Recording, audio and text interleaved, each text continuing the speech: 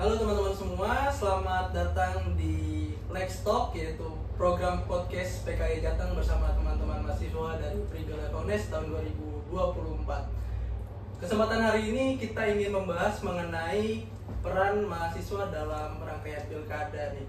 Kenapa kita ingin membahas soal rangkaian pilkada ke depan?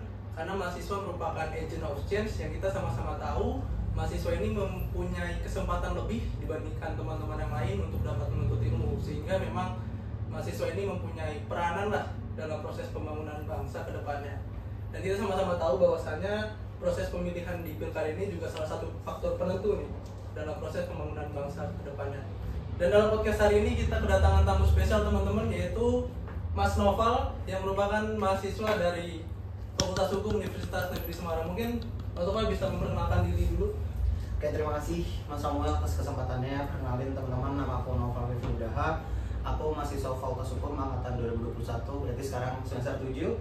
Aku alhamdulillah tahun ini juga menjabat sebagai Menteri Advokasi dan Kesejahteraan Mahasiswa BMKM UNES tahun 2024. Jadi kita nggak salah mendatangkan bintang tamu nih teman-teman. Selain mahasiswa juga beliau ini aktif dalam kehidupan organisasi kampus gitu.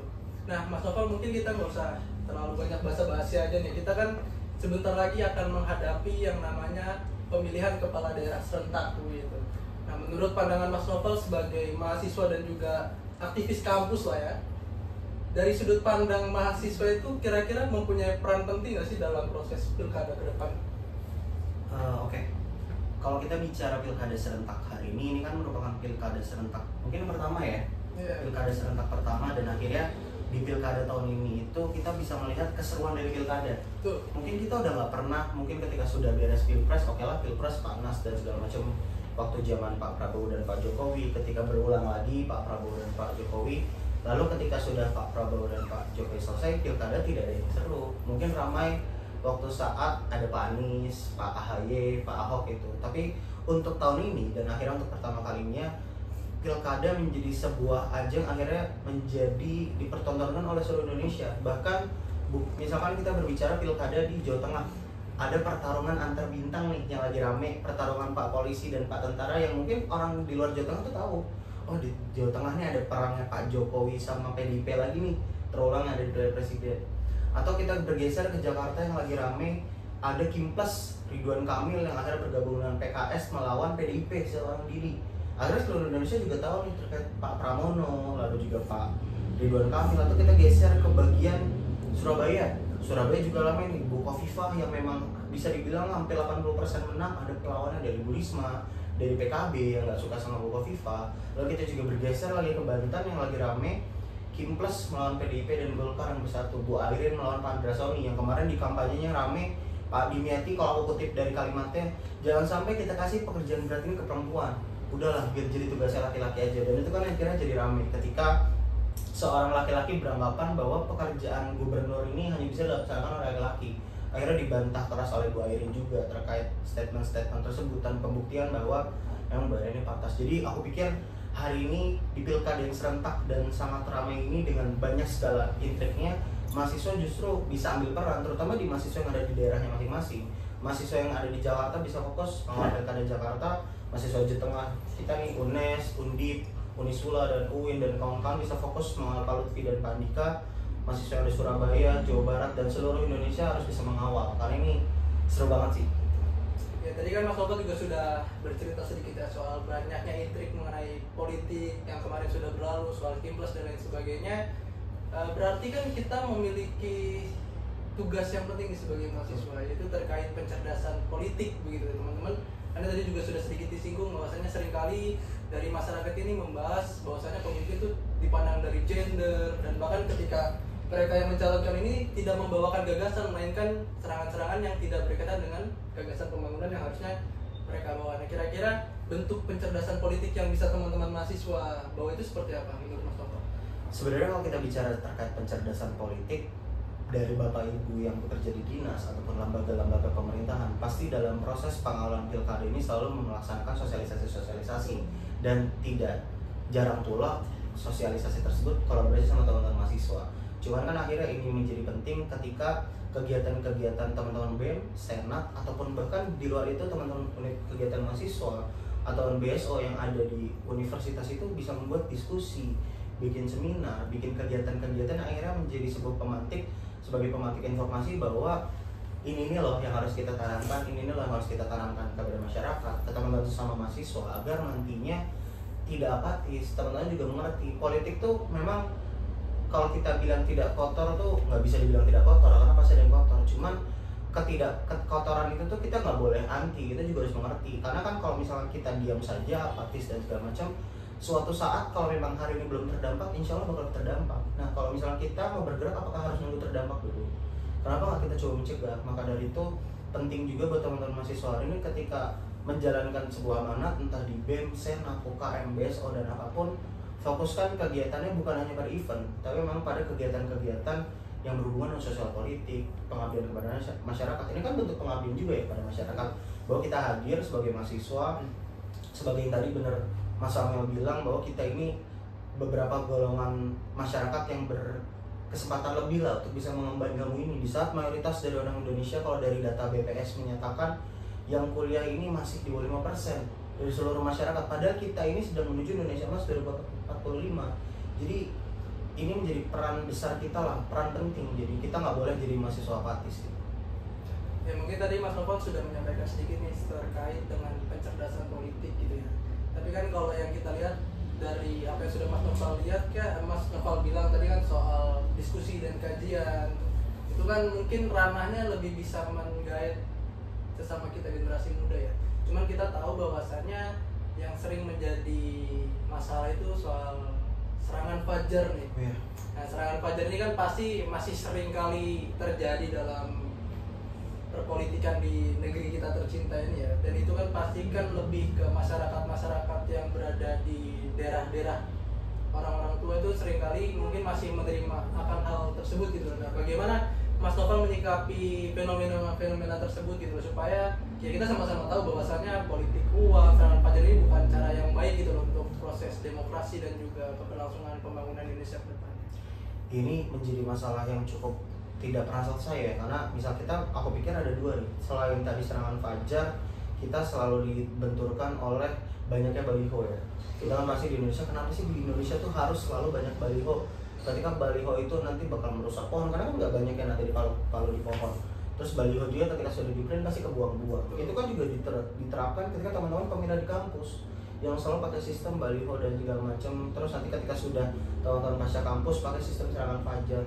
Ini akhirnya membuat demokrasi di Indonesia ataupun politik di Indonesia ini memerlukan biaya yang besar. Jadi kalau kita mau jadi pemerintahan, mau aktif menjadi seorang legislator, selalu terbayang-bayang bahwa kamu punya uang berapa. Kamu bukan punya kualitas apa, tapi kamu punya uang berapa untuk bisa jadi. Nah akhirnya ini menjadi kebiasaan yang tidak bisa tidak bisa dihapuskan. Ini aku mungkin sedikit cerita. Aku waktu itu KKN, aku diceritakan sama teman KKN-ku, aku lupa ini di Purwodadi atau di mana, aku takut salah sebut. Ada sebuah desa di daerah Jawa Tengah ataupun sebuah kota di Jawa Tengah yang memang sudah membuat kegiatan desa ataupun kota anti money politik, dan itu berhasil. Jadi tidak ada calon dapil di sana yang akhirnya bisa menang dengan cara money politik. Dan kemarin dalam proses KKN, aku pengen coba di tempat KKN-ku, aku pengen coba menawarkan ini karena temanku ini kebetulan anak fakultas fisik, jadi pengen coba, tapi disampaikan oleh warganya susah mas, di sini memang sudah apa bahasanya ya, mungkin sudah terlalu akut dan tidak bisa dihilangkan karena memang sudah jadi kultur. Nah ini kan menjadi salah satu bentuk nih mahasiswa sudah harusnya lebih bisa nih kita coba. Udah ada nih, ada contoh, ada daerah ataupun yang memang sudah anti money politik dan harusnya coba kita sebarkan di seluruh Jawa Tengah sekecil-kecilnya. Tapi memang ada warga yang bilang susah. Nah susah kan bukan berarti nggak bisa. Gimana cara kita bisa melawan itu, dan kalau misalnya nggak kita lawan hari ini ataupun besok, mau kita lawan kapan, itu sih bakal terus kayak gitu. Ya, tadi betul juga siapa yang Mas Noval bilang bahwasanya dengan kondisi sekarang bahwasanya politik uang dan sebagainya ini justru sudah mengakar dan sudah ada contohnya bahwasanya Malaysia mahasiswa itu bisa mengambil peran gitu ya untuk bisa merubah kultur tersebut, walaupun memang susah, tapi jika memang teman-teman mahasiswa mau itu sebenarnya kita bisa gitu ya. Dan juga selanjutnya nih, kita kan tahu lah ya bahwasanya politik itu terkadang tidak membawakan gagasan mereka, tujuan pembangunan mereka dalam berpolitik itu apa. Kira-kira pemahaman Mas Noval atau persepsi Mas Noval terkait dengan tugas kampus juga yang bisa hadir sebagai pencerdasan politik dalam hal mengkritisi atau menguji nih calon-calon nanti ketika berpilkada seperti itu, menurut Mas Novel itu bagaimana terkait hadirnya mahasiswa untuk dapat mengkritisi program-program yang dibawa? Tadi kan Mas Salman juga sempat mention kampus ya, berarti kita sebagai mahasiswa yang ada di dalam institusi kampus, kalau teman-teman tahu kemarin belakangan ini di berita terkait putusan MK juga sudah memperbolehkan dalam pilpres dan dalam pilkada kemarin terbaru banget diajukan judicial review oleh teman-teman UI kalau nggak salah. Jadi sekarang kampanye itu sudah boleh di daerah kampus. Jadi teman-teman paslon ini, bapak ibu yang mau mencalonkan diri, kalau berani ya hadirlah di kampus, di tengah-tengah mahasiswa, di tengah-tengah kita nongkrong bareng ataupun di memang mau acara formal untuk bisa menyampaikan gagasannya, bukan di kafe-kafe tapi di kampus, biar secara resmi biar bisa minta kritisi. Karena penting benar kata Mas Samuel, untuk mahasiswa itu bisa hadir, mahasiswa yang memang mendapatkan keilmuan lebih, mahasiswa yang memang aktif berorganisasi, mahasiswa aktif yang ikut prestasi, ikut lomba dan lain-lain. Dengan kemampuan-kemampuan tersebut tuh harusnya bisa kita limpahkan untuk bisa mengkritisi calon pemimpin kita. Seringkali kan teman-teman akhirnya ataupun masyarakat Indonesia sekarang akhirnya memilih siapa yang ngasih uang duluan, memilih siapa yang ngasih bansos duluan, memilih siapa yang akhirnya nawarin duluan. Kalau misalkan nanti ketika mereka sudah merasakan buruknya dampak kebijakan yang mereka buat, baru nanti protes. Nah akhirnya kan teman-teman mahasiswa juga harus menjadi garda terdepan dulu untuk masyarakat yang lain. Paling nggak kalau kalian yang ngerti, kalian yang bantu dulu lah. Makanya sekecil-kecilnya ketika memang ada kontestasi di kampus, teman-teman juga harus membedakan, karena seringkali banyak kejadian. Kalau menurutku sekarang kenapa sih hari ini organisasi kemahasiswaan gak rame? Karena pimpinan kampusnya juga gak jelas. Dari kemarin kan rame nih, pimpinan kampus banyak yang terkena dugaan kasus, gak pernah kuliah. Banyak kan ketua BEM kemarin rame katanya gak kuliah, ketua BEM ada yang kasus kekerasan seksual. Jadi banyak banget kasus pimpinan BEM yang memang mereka kepalanya aja yang melalui sistem pemilihan itu gak benar. Jadi ketika teman-teman di sisi kecil pemilihan kampus aja tidak bisa mengkritisi dengan baik, lalu di negara juga itu ya gimana kita mau maju? Karena dari sekecil kita belajar di laboratorium perkuliahan aja nggak ini, gimana kita mau di negara? Maka dari itu dalam kampus kita bisa mengkritisi dengan baik. Pilihlah pemimpin yang dengan gagasan yang jelas, bukan berdasarkan kedekatan dan lain-lain. Ya, ketika kita berbicara pemerintahan gubernur, kota, kabupaten, dan negara, pilihlah dengan gagasan. Maka kita belum siap lah masuk untuk dalam demokrasi-demokrasi yang memang menjunjung tinggi gagasan, karena masih kalah gagasan tersebut dengan bansos, masih kalah gagasan tersebut dengan serangan fajar, masih kalah dengan hal-hal lain-lainnya. Tapi aku lihat di pilkada ini jujur udah mulai dengan gagasan, karena aku lihat gagasan dari pilkada ini bagus banget. Dari Banten gagasannya oke-oke banget, dari Jakarta oke-oke banget, DKI Jakarta, dari Jawa Barat nih juga seru karena ada Pak Ahmad Syaiqo, ada anaknya Habibie melawan PDIP, melawan Deddy Mulyadi, ini juga cukup seru gagasannya. Surabaya juga sama, Jawa Tengah juga sama. Maka dari itu penting dari kita mahasiswa untuk menyadari bahwa dengan kelebihan kita ini, kemampuan kita yang lebih, kita juga harus bisa mengawal, mengkritisi. Jangan sampai akhirnya nanti kita protes pas sudah jadi telat. Berarti harusnya memang mahasiswa itu sebagai ya ibaratnya manusia yang diberikan kesempatan lebih untuk mengenyam pendidikan yang lebih tinggi itu bisa menjadi apa ya, filter gitu ya. Betul. Untuk supaya masyarakat yang awam ini setidaknya bisa lebih melihat program kerja yang dibuat dari para calon gitu ya. Tadi kan kita sudah membahas nih peran mahasiswa dalam jatuhnya pencegahan gitu ya terkait pilkada ke depan. Nah, semisal dalam proses nanti pilkada sudah berlangsung, ketika terjadi sengketa-sengketa pilkada nih, pasti kan ketika pilkada pemilu itu pasti akan ada akhirnya itu sebuah sengketa gitu ya, baik dari pihak yang tidak terima ataupun lain sebagainya gitu. Nah, kira-kira apa sih peran serta mahasiswa nih dalam proses pengawalan sengketa pilkada nanti ke depannya menurut Mas Novel?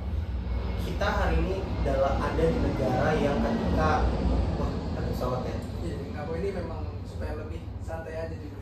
Kita sekarang nih lagi ada di negara yang ketika mau masalahnya selesai itu harus viral dulu. Ini sering banget kejadian, dan kemarin teman-teman mahasiswa rame ketika, kalau teman-teman tahu, pada saat peringatan darurat seluruh Indonesia, mau anaknya nggak suka demo, anaknya nggak ikut apa-apa, tapi hari itu turun semua karena memang sudah geram, sudah kesal dengan kepemimpinan hari ini. Akhirnya ibarat bahasa itu namanya legalisme autokratik, artinya autokrasi legalisme, di mana sebuah peraturan, sebuah kebijakan dibuat ataupun dilaksanakan sesuai dengan kepentingan. Jadi hari ini kita ada di negara yang memang kalau mau masalahnya selesai harus ramai di media, harus ini dan segala macam. Kalau nggak ramai nggak akan selesai. Maka dari itu sebagai kita bentuk pengawalan pilkada ini, pilkada yang bersih dengan bentuk keputusan sengketa-sengketa dari hakim yang objektif dan juga tidak berat sebelah, menurutku salah satu perannya penting mengawal dari media, karena kalau sudah masuk media itu menjadi salah satu bentuk yang ampuh lah.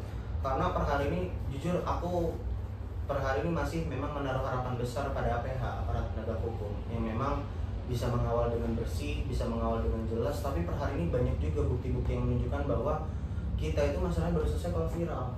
Kasihan kan, banyak, kalau kita belum tahu nih, barangkali di Indonesia banyak masalah-masalah yang tidak viral, ataupun sengketa-sengketa pilpres kemarin yang nggak viral. Yang viral kan Pak Prabowo, Pak Anies, Pak Ganjar. Kita nggak tahu ada kasus apa yang nggak viral. Maka dari itu, kalau memang per hari ini acuan harus viral terlebih dahulu, ayo mahasiswa kita viralkan terus, biar terus tetap waspada gitu loh, Bapak Ibu pimpinannya, Bapak Ibu APH-nya, Bapak Ibu hakim terutama, yang memang nanti diamanatkan untuk dapat menjadi, bahasanya kan perwakilan Tuhan ya ketika hakim itu untuk memutuskan. Jadi itulah. Ya betul, sebenarnya memang kalau kita melihat kondisi hukum di Indonesia gitu ya, terkadang memang harus viral dulu nih untuk supaya hukum itu bisa ditegakkan. Tapi dalam sistem pemerintah Indonesia ini, atau kita ada yang namanya komisi yudisial gitu teman-teman. Nah, komisi yudisial ini salah satu fungsinya adalah untuk melaksanakan pengawasan dan juga pemantauan dalam proses peradilan itu sendiri. Tujuannya apa? Supaya proses ini dapat berjalan dengan baik dan tidak mendapatkan tekanan lah atau dari kepentingan-kepentingan orang yang memang punya tujuan tertentu gitu. Dan salah satu dari fungsi pemantauan ini sebenarnya teman-teman mahasiswa juga bisa turut andil begitu, karena di dalam aturannya, peraturan KAI nomor 3 tahun 2024 di pasal 11 itu disebutkan bahwasanya masyarakat, organisasi masyarakat, kampus maupun organisasi sosial dan organisasi lainnya bisa melakukan pengawasan dan bisa menjadi mitra dari komisi yudisial untuk bisa sama-sama kita memantau nih proses persidangan yang ada di negeri kita tercinta. Salah satunya ketika nanti terjadi sengketa pilkada di Mahkamah Agung seperti itu. Mas Noval, teman-teman mahasiswa nih dirasa ketika memang perlu nih ada sengketa yang teman-teman bisa kawal, itu bisa banget dari teman-teman mahasiswa untuk mengajukan kerjasama lah dengan komisi yudisial. Karena kita tahu bahwasannya sengketa yang berkaitan dengan politik ini kan syarat akan kepentingan gitu. Walaupun ya kita berharap dan kita percayalah bahwasanya para penegak hukum di negeri kita ini dia punya integritas yang tinggi begitu. Jadi sebagai tambahan, sebenarnya teman-teman mahasiswa, masyarakat ataupun organisasi-organisasi yang ada ini bisa sama-sama melakukan peran kita sebagai warga negara Indonesia, yaitu membantu proses pengawalan supaya penegakan hukum ini dapat terjadi. Salah satunya dalam pelaksanaan pilkada besok seperti itu, Mas Noval. Ya mungkin itu saja tuh Mas Noval. Masih ada yang pengen coba disampaikan kembali terkait peran mahasiswa di pilkada ini? Sebenarnya dari aku cukup, terima kasih banyak atas kesempatannya. Aku juga belajar bahwa memang hari ini kita tidak bisa bergerak sendiri. Semakin banyak kita bergerak, semakin banyak kita melibatkan banyak pihak, ataupun semakin proaktif gerakan kita, insya Allah hasilnya akan semakin bagus. Tadi aku juga belajar bahwa memang aku sempat berpikir hubungannya KAI dengan pilkada itu apa, karena kan kita tahunya komisi yudisial yang mengawasi hakim, tapi aku baru ingat bahwa memang dalam pilkada ini ada sengketa-sengketa yang dimana itu melibatkan hakim, dan hakim itu menjadi penentu bahwa ini adil atau tidak. Maka dari itu ini juga menjadi peran sentral juga bagi KAI untuk bisa terus mengawasi agar tidak ramai ini di berita mahkamah kakak, mahkamah adik yang akhirnya terus digaung-gaungkan, distigmakan. Kita harus bisa merubah. Kita mahasiswa hukum, kita nggak mau lembaga hukum ataupun institusi yang berbau dengan hukum dihinaannya tersebut. Ini giliran kita sudah memasuki masa Indonesia emas. Insya Allah kalau kita sudah selesai nanti, kita bisa memperbaiki dan terus bekerja sama memperkuat integritas lembaga-lembaga pemerintahan, terkhususnya yang bergerak di bidang hukum. Itu aja sih dari aku. Oke, mungkin sebagai kalimat penutup teman-teman, bahwasanya aku menarik kesimpulan mahasiswa sebagai agent of change, sebagai manusia yang memiliki kesempatan untuk memperoleh kesempatan pendidikan yang lebih tinggi, kita memiliki peran besar nih dalam pencerdasan politik supaya ketika nanti pilkada yang merupakan salah satu penentu perkembangan bangsa kedepannya itu dapat berjalan dengan baik, dan siapapun yang terpilih nanti juga berdasarkan hasil demokrasi seperti itu, dan kita bisa menghasilkan pemimpin-pemimpin daerah yang terbaik juga. Dan bahwasanya mahasiswa juga punya peran penting dalam membantu pengawalan proses-proses sengketa yang nantinya mungkin terjadi di pilkada seperti yang Mas Noval. Mungkin sekian teman-teman podcast dari PKI Jateng bersama teman-teman Prigel mahasiswa Fakultas Hukum UNES tahun ini. Kali ini mungkin sekian hari ini. Sampai jumpa di podcast selanjutnya. Dadah.